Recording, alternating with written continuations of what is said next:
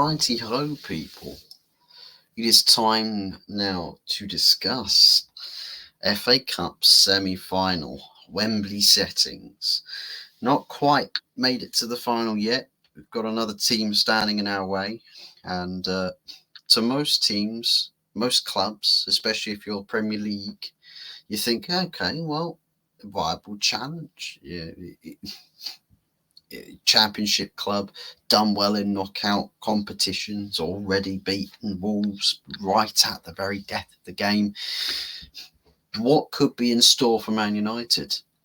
I think the cynic would say that Coventry, out of absolutely nothing, can 100% turn up and deliver a hammer blow to United. And as what my title suggests for this video, is that it's one of two season-defining games. One of two. Now, I say one of two as though there is another game that's currently penned in that is going to be season-defining. Simply because I believe that with this game, to get yourself to a final is step one of two. Step one, get to the final. Step two, actually win the final. Now, we're going to have to do it against two sky blue and white teams. First being Coventry City, the second one most likely being Manchester City. It could end up being Chelsea. It could end up being Chelsea. I mean, off the back of the week that City have been having thus far, that it genuinely tomorrow Chelsea could end up knocking out Manchester City. It's possible. Neutral venue. City are trying to chase down defending these trophies. Knocked out to Real Madrid on the penalties. In the Etihad as well, by all means. And now they've got to go defend the FA Cup against Chelsea in the semi-finals at Wembley tomorrow. So if you're in the City camp, I think you're desperate to find a leg or two to stand on, because things can go from potentially a great season again for Manchester City, and it could slip. It could genuinely slip, and I don't know, whereabouts mentally City will be. I know against Real Madrid they didn't necessarily play that bad. I think they were actually, from what I hear, they played fairly decent stuff. It's just Real Madrid were resolute on the day and just you couldn't break them down. So, of course, Chelsea will have their work cut out for them. If we end up getting to the final, we'll have our work cut out for us as well. So I think for us, it's a case of looking at this opportunity that there is a trophy to be won here, because the league campaign is very much dead. It's a dead league campaign. We can't compete for the title. We can't make our league campaign mean anything. Ultimately, if you end up not finishing first, ultimately at the end of the season, it was all for nothing. But it means something whilst you're in the midst of the battle. And I think it's the case that if you concede that battle, if you're a team that should be competing right the way to the very last, if there's anything less than that, then it is outstanding disappointment, and one that I think should potentially invoke conversations. Uncomfortable conversations about changes potentially needing to be made. And for Manchester United, with the season we've had, season defining, we are sort of potentially two games away from turning a crap season into a decent season. You still win a trophy. You still win a trophy. That's another trophy added to your trophy cabinet. And hell, it's better. It's an improvement. It's a better trophy than the Carabao Cup. So it would be though not very blatantly obvious, in terms of season results, you won a more lucrative trophy in the second season than you did in the first. With all things considered, second season, trophy wise, was better than the first. I mean, in terms of play, like team performance, the first season is miles ahead of this season. Like team performance, player performance, consistencies, all of that stuff. First season, way better than this season. Like the team has regressed in its performances, but the trophy accumulation, it stay that numerically, it stays the same. It stays the same. Like you win a trophy last season, you win another trophy this season. Of course, it stays the same, but you win a better trophy, and that can't be ignored. So it's defining. It is absolutely defining between having a season with success in it and a season without. And I think if you're a manager, especially a manager that's under pressure, you're going into this game and thinking, well, it's a semi-final, but we need to be in the final and winning the final. But just because it's Coventry City, with the way we've been playing, any team can beat us. Absolutely any team. This time, or this stage last season in the FA Cup, we faced Brighton and we went through it on penalties. We could end up losing this game. We could. Legitimately, we could end up losing this game. And do you know what? I think two things. I would be surprised, but at the same time, I wouldn't. I'd be surprised at the sense, well, I wouldn't be surprised at the sense that, a game we should win, yeah, that's trash, it's no good. You should be winning, you should be beating this team to get to the final. The aspect that I think would surprise me would just be the fact that it's Coventry City at Wembley in the semi-final of the FA Cup against Manchester United, and that's where the upset result will come from. So I really just feel like this, in terms of this game, that there is potential banana skins all over the place, and I would not put it past this Man United team to come up short. As far as predicting what this kind of game would be, I know there's a lot of people that back United. Hey, yeah, they'll win this game like 3-0, 4-0, 5-0, like 3-1, 4-1, 5-1. I went with a 2-1 because again, look at the occasion. It's a semi-final, right? It's not just early stages of a competition, because right now at this stage, if you're a smaller team, you're hooked. You are hooked and adamant. We are this close to the final.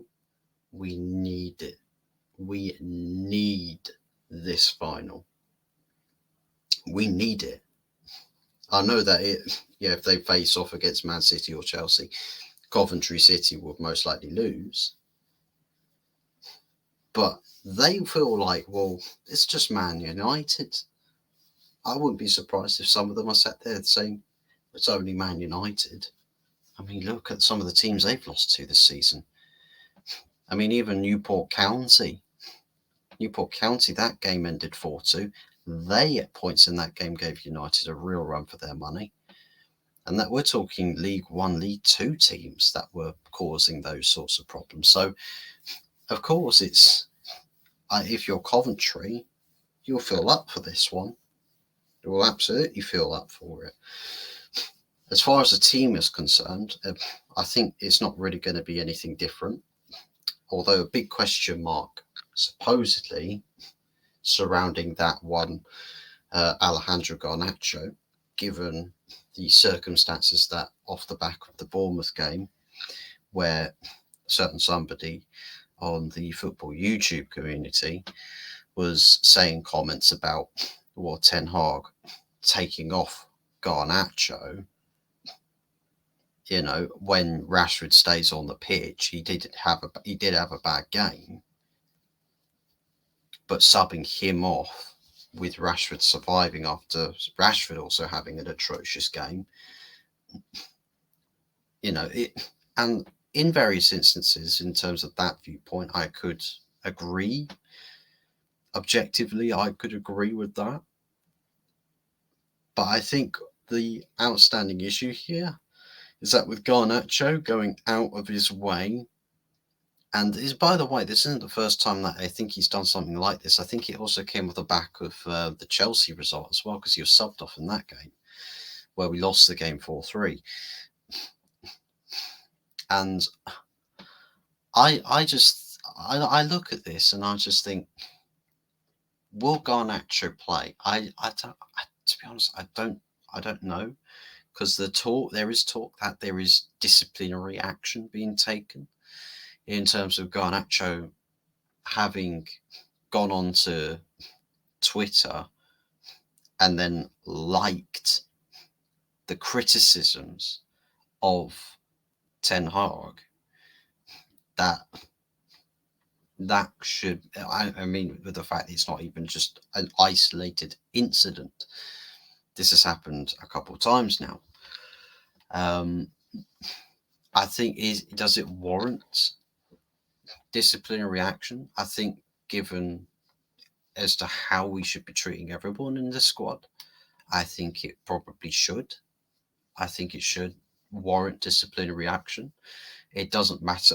I know there's a lot of people that try to defend it and say, well, Garnacho is just a kid. It's just a kid. Well, it doesn't matter, to be honest with me, in terms of how the situation sits with me. 19 years of age, you're clearly adult enough to start your own family. You're adult enough to have the outlook on life that you do. Of course, with your state, being at 19 years of age, you'll have elements of immaturity in terms of self-conduct. But the thing is that people saying, "Oh, don't, lay off of him, he's just a kid." I think, if anything, it should invoke harsher, tough love. I think it should invoke harsher, tough love, where it's like, well, yeah, you as a 19-year-old kid with your own kid, your own child on the way. Well, I mean, not even on the way. I suppose your child is here. So, I mean, being a dad at the age of 19, if you're adamant about this being the right sort of, the right sort of situation, a wise situation, or that you believe that everything you've done is fully correct, you've got no, qualms with anything, you're happy with where you are, you believe that you've not made any bad decisions up until now, that you should be treated as an individual, you should be treated as an adult. It reflects that. I think what you choose to do as as what you should be representing people as a model professional, where you're literally meant to be somebody who other people look up to, and not just in terms of like younger generational fans, but the older guys as well will look at you as the baby of the team and think, well, if it was my kid doing something stupid, they get punished, they get disciplined, but they'll learn their lesson. They do it in a way that which they learn their lesson. And I think it depends on what Garnacho actually how he responds to it, because it might be a telling sign, dependence on the test of character. And I think, he should be due a test of character. I think Garnacho should have his character tested, and see how he responds to an act of discipline. And I think it should be done with full understanding, and that it should be described to him. And that you basically just look at what happens after that, and if he accepts it and says, yeah, no, I apologize for my actions, I'll work on making sure it doesn't happen again. You'll take the punishment, but then you will come back and continue to try and put in as much of the effort for the team as possible.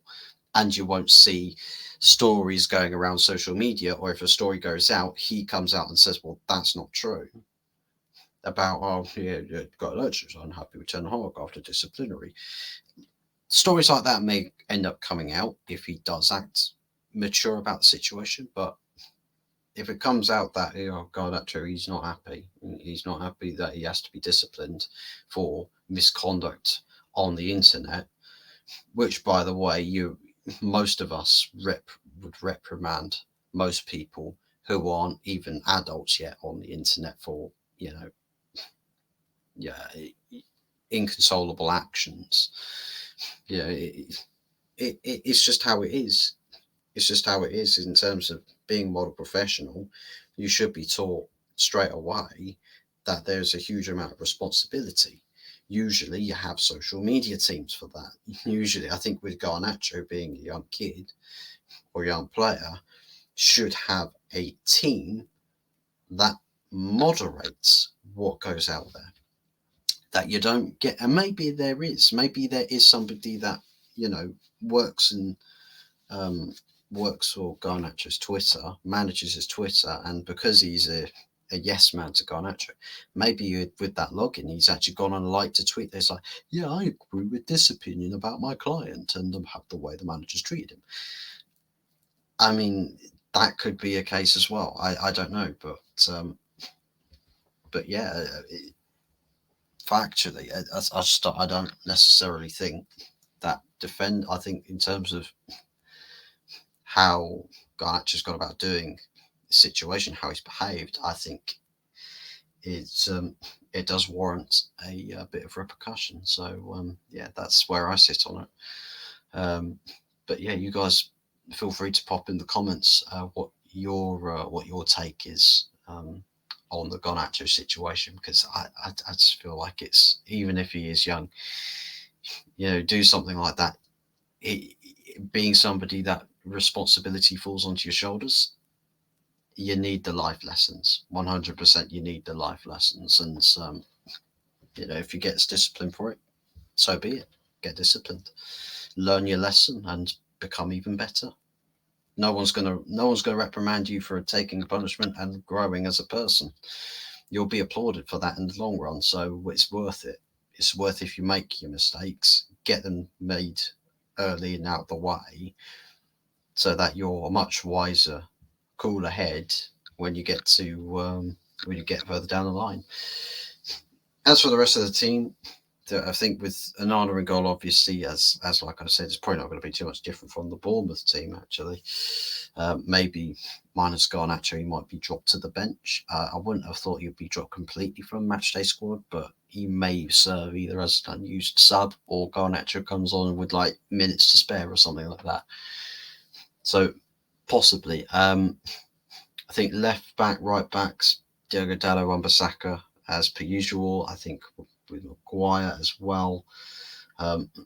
Still in the same situation, still in the same boat with injury crisis. So probably going to be Campoala at centre back as well next to Maguire. I think Casemiro and Kobe Mainu both starting in the midfield.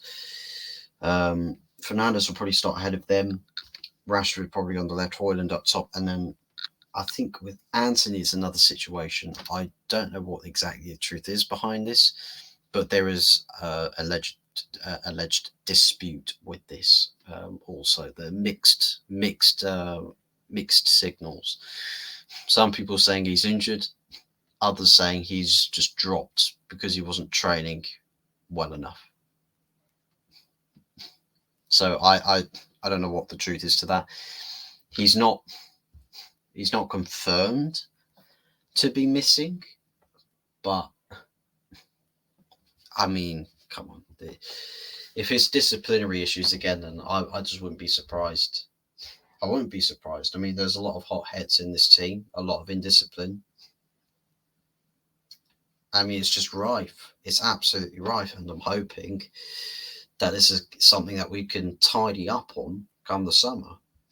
And speaking of the summer, um, the good news that is broken this afternoon, it's all right. It's pretty good. It's fairly good news that it's Jason Wilcox, formerly I think technical director for Southampton, has officially been appointed.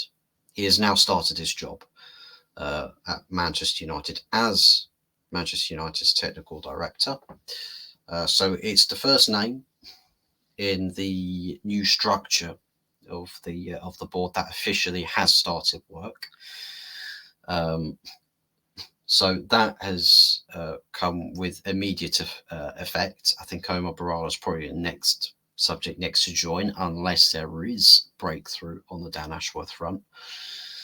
But supposedly here, in terms of what is expected, we've got to work with all technical areas of the football department to help achieve the highest standards of performance. Previously director of football at Southampton, before that academy director at Manchester City. Now, some people have tried to connect a dot here between Sancho coming back to stay, linking it to Jason Wilcox, and perhaps he's an advocate for Jadon Sancho. The thing is that Jadon Sancho, I think, didn't really make the jump from academy to first team in the City picture.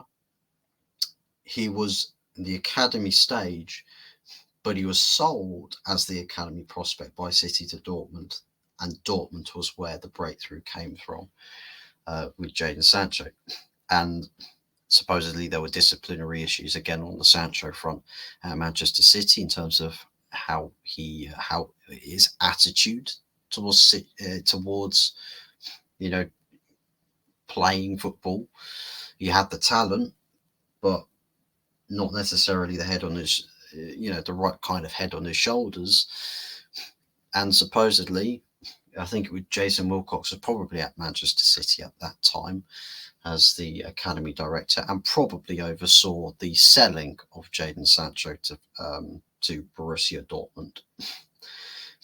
Now I'm seeing somebody's commented first and foremost underneath this saying, "Pray for Premier League." Carl, we're getting straight back up to the top. Shut up. First and foremost, shut up. Politely, not politely. That's a new word. Politely, respectfully, shut up. Please. Jason Wilcox is not going to win us a Premier League. He is not going to win us a Champions League. He isn't even going to get us competing. The team of newly appointed board members and heads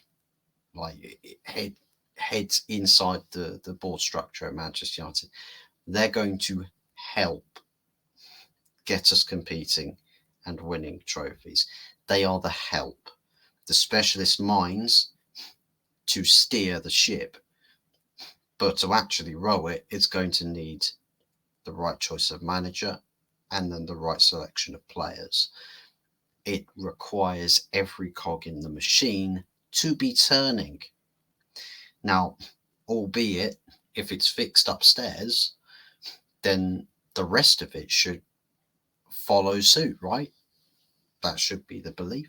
That's my belief, at least, that if everybody's the right name upstairs, that they themselves, the right names, should hypothetically choose the right names further down to aid in bringing the project success. Now, that theory right there would be proven to be false if Gareth Southgate ends up walking in the door as the manager. If that happens, then yeah, sorry, that theory's just dead, completely dead. So, and they maybe it's just Manchester City agents just coming to ultimately bury Manchester United by deliberately making woeful decisions. Maybe that's a more wacky conspiracy theory to put out there. But I mean, speaking of City, there's concerns that Pep Guardiola might not be renewing his contract, might run it down, might see it out. And I think I think I can't remember. It's weird spelling of his name. Um, it's got X's. It begins with a T. Has loads of X's in it. It's a weird. It's a Spanish guy. I think it's Tishi, or something like that. I can't remember. You'll have to factually correct me in the comment section. Supposedly he could also be at the door, but a significant name in the Manchester, like somebody I think worked with Omar Barada upstairs at Manchester City, and was quite a key figurehead in that regard. So maybe they just all want to join Man United. To be honest, maybe that's why, because they see 115 on the horizon. It's just like, oh, I know, good job. But I'm just pulling your leg. I'm just pulling your leg. It's not really going to be the case. People aren't just leaving because of the 115 charges. Like, I think there is just genuinely, conversations are just that good that these people just fancy the change in scenery and the change in challenge. I think that's the primary basis as to what's going on here, at least in my mind. But anyways, I've given my verdict on this game, the implications, the weight of it, and just how important it is for our season. Part one of two, what should be part one of two, because otherwise it's going to end up being part one of two for a series that never gets completion, because we'd end up losing to Coventry. And I'll put it like this. And I know I say it distinctively, it should be the players that go before this manager, because they have been the problem at this club for longer than the manager has. So even if the manager has been awful, he's been a problem for way less time than most of those players. But even if United lose this game, the manager, I really do genuinely feel like this, I think the manager will most probably have to go, because you just, like, to Coventry, no disrespect to Coventry, right?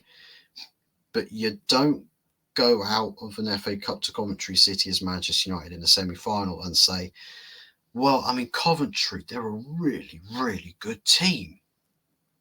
They lost 3-0 to Birmingham in their last game. 3-0 to Birmingham.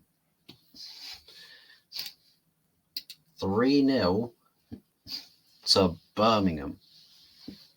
Previously, then lost 2-1 to Southampton. So they've lost 2 games on the spin, including a hammering to Birmingham. There is no reason whatsoever why Manchester United should not be winning this game. And if we manage to lose this game, trophy potential for this season is gone. This is the last opportunity for silverware, and we would have absolutely screwed it against Coventry. The mighty Manchester United. And it would be unforgivable for anybody that's involved. So they should end up, being punished for it. And punished means losing your job. And the players as well. The players should technically lose their jobs, but we can't sack players because of how much it costs to do that. So we'd have to sell them. However, I think, given the circumstances, that we would have another really embarrassing performance, that if this board were to sack Ten Hag, at the same time, they will advocate to whoever comes in as a replacement to say, well, we'll sign some players, you just tell us the sort of players you want, but a lot of these guys that you got here right now, we do not want you to use them. We're going to get them sold. We're going to have them sold, get them out the door. That's the thing that I'm hoping ends up becoming the reality if Ten Hag should be sacked. But who knows? Who knows, honestly. So, guys, please do put your thoughts and feelings in the comment section about this game, as well as your takes on Jason Wilcox being appointed as the new technical director of Manchester United. That is official. He is officially the technical director as of right now, the technical director of Manchester United. First of quite a few big boardroom decisions that do need to be made, with all things considered. And I think, do I back Jason Wilcox to do a good job? I most certainly hope so. I most certainly hope so. So, with that being said, guys, please do smash a like on the video and subscribe if you haven't done so already. We'll be back again on Sunday, guaranteed, for Match Reaction Plus, then also the Sunday Night Takeaway show on Early Doors Football TV. Is where you can find me on the Sunday night. As for tomorrow, maybe if there is further news, maybe an upload or even an impromptu stream. Depends on what I feel like at the time. I definitely know that I'm sort of mediated more towards videos, and I think it's just in this in the aspect that it just feels more natural to me doing this. It feels more natural just having a set piece of time and just going, just taking it and running with it. But yeah, guys, do be sure to come join us over a Match Reaction on Sunday after the game. Plus, then also for the Sunday Night Takeaway show. Hopefully, I've not been embarrassed by my club again. And hopefully, we get to start making plans for a final. Start talking about Manchester United in the FA Cup final against whether it be Chelsea or Manchester City. If we're not talking about that, then quite frankly, it is an absolute travesty. But anyways, guys, thank you very much for watching. Take care. Goodbye. Enjoy the rest of your Friday nights. And we'll see you maybe tomorrow, most certainly Sunday.